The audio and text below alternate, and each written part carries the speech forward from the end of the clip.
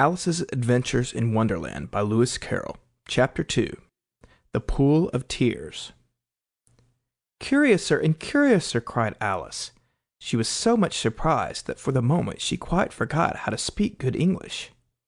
"Now I'm opening out like the largest telescope that ever was. Goodbye, feet."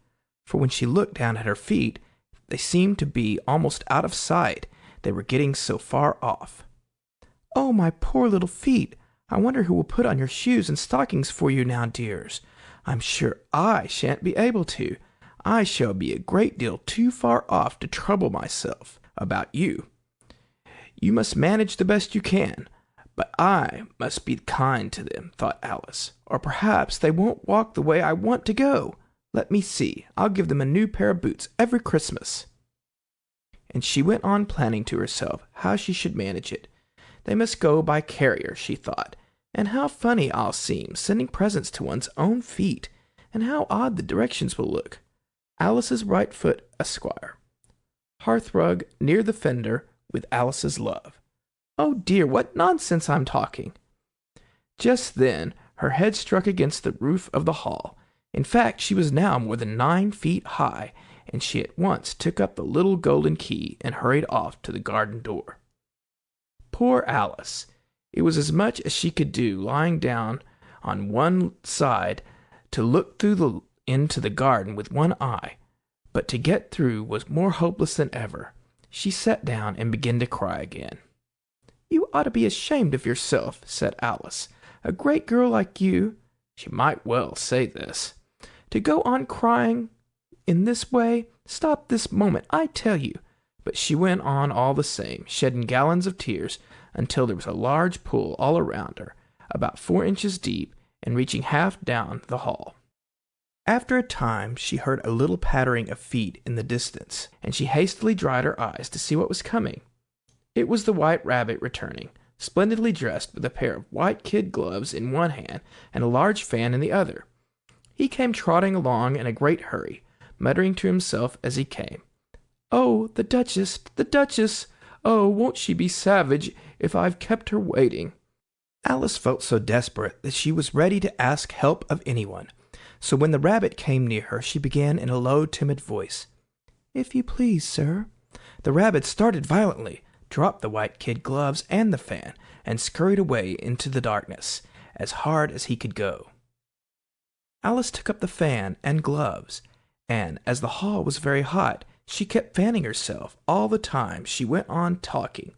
"Dear, dear, how queer everything is today, and yesterday things went on just as usual. I wonder if I've been changed in the night. Let me think, was I the same when I got up this morning? I almost think I can remember feeling a little different. But if I'm not the same, the next question is, who in the world am I? Ah, that's the great puzzle." And she began thinking over all the children that she knew that were of the same age as herself, to see if she could have been changed for any of them. "I'm sure I'm not Ada," she said, "for her hair goes in such long ringlets, and mine doesn't go in ringlets at all. And I'm sure I can't be Mabel, for I know all sorts of things. And she knows such a very little. Besides, she, and I'm I. And oh dear, how puzzling it all is.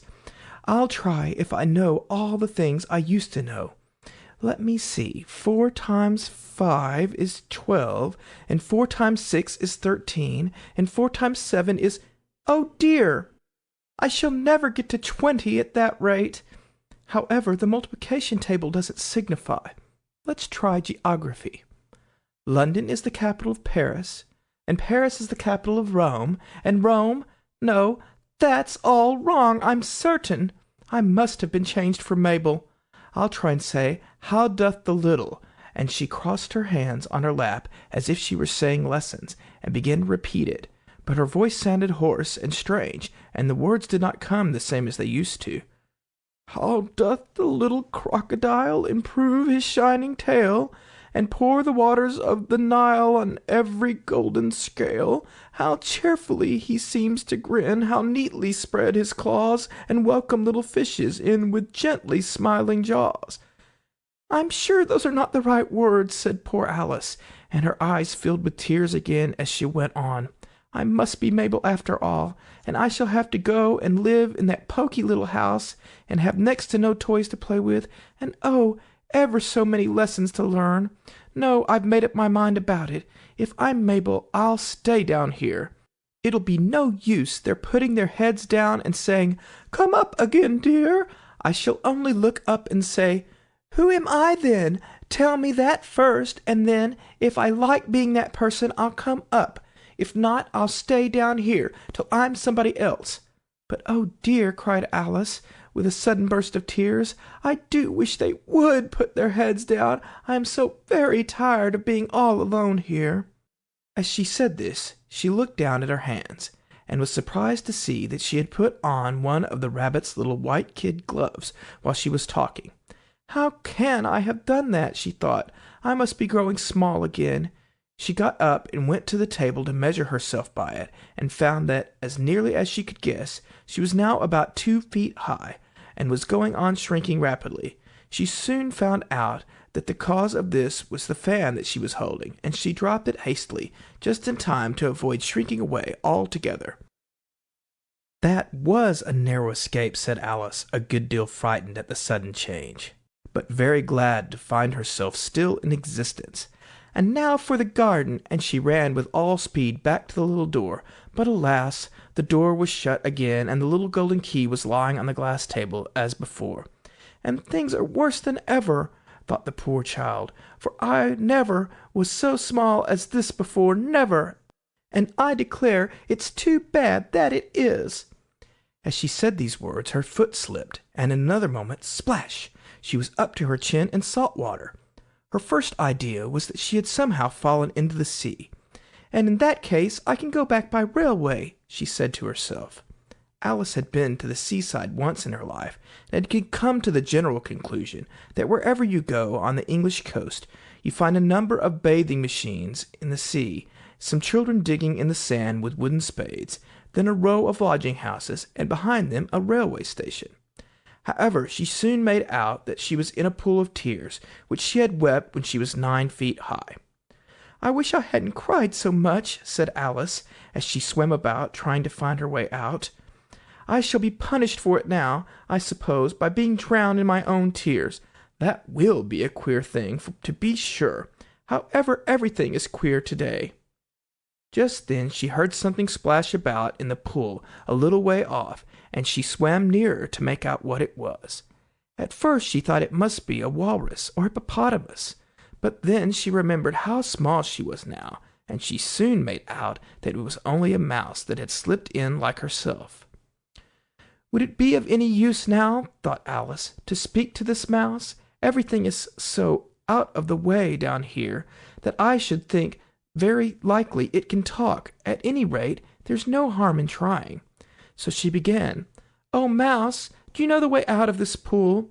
I am very tired of swimming about here. Oh, Mouse!" Alice thought this must be the right way of speaking to a mouse. She had never done such a thing before, but she remembered having seen her brother's Latin grammar, a mouse of a mouse, to a mouse, oh mouse. The mouse looked at her rather inquisitively, and seemed to her to wink with one of its little eyes, but it said nothing. "Perhaps it doesn't understand English," thought Alice. "I dare say it's a French mouse, come over with William the Conqueror." With all her knowledge of history, Alice had no clear notion how long ago anything had happened. So she began again, "Où est mon chat?" which was the first sentence in her French lesson book. The mouse gave a sudden leap out of the water, and seemed to quiver all over with fright. "Oh, I beg your pardon," cried Alice hastily, afraid that she had hurt the poor animal's feelings. "I quite forgot you don't like cats." "Not like cats?" cried the mouse in a shrill, passionate voice. "Would you like cats if you were me?" "Well, perhaps not," said Alice in a soothing tone. "Don't be angry about it. And yet I wish I could show you our cat, Dinah. I think you'd take a fancy to cats if you could only see her. She's such a dear, quiet thing," Alice went on half to herself, as she swam lazily about in the pool. and she sits purring so nicely by the fire, licking her paws and washing her face, and she is such a nice soft thing to nurse, and she's such a capital one for catching mice. Oh, I beg your pardon, cried Alice again, for this time the mouse was bristling all over, and she felt certain it must be really offended. We won't talk about her any more, if you'd rather not. We, indeed, cried the mouse, who was trembling down to the end of his tail. As if I would talk on such a subject. Our family always hated cats. Nasty, low, vulgar things. Don't let me hear the name again. I won't indeed, said Alice, in a great hurry to change the subject of conversation. And you, are you fond of dogs? The mouse did not answer, so Alice went on eagerly. There is such a nice little dog near our house I should like to show you. A little bright-eyed terrier, you know, with, oh, such long curly brown hair, and it'll fetch things when you throw them, and it'll sit up and beg for its dinner, and all sorts of things. I can't remember half of them, and it belongs to a farmer, you know, and he says it's so useful, it's worth £100. He says it kills all the rats and— "Oh, dear!" cried Alice in a sorrowful tone. "I'm afraid I've offended again." For the mouse was swimming away from her as hard as it could go, and making quite a commotion in the pool as it went. So she called softly after it, "Mouse dear, do come back again, and I won't talk about cats, or dogs either, if you don't like them." When the mouse heard this, it turned round and swam slowly back to her. Its face was quite pale, with passion, Alice thought, and it said in a low, trembling voice, "Let us get to the shore, and then I'll tell you my history, and you'll understand why it is that I hate cats and dogs." It was high time to go, for the pool was getting quite crowded with birds and animals that had fallen into it. There was a duck and a dodo, a lory and an eaglet, and several other curious creatures. Alice led the way, and the whole party swam to the shore. End of Chapter 2.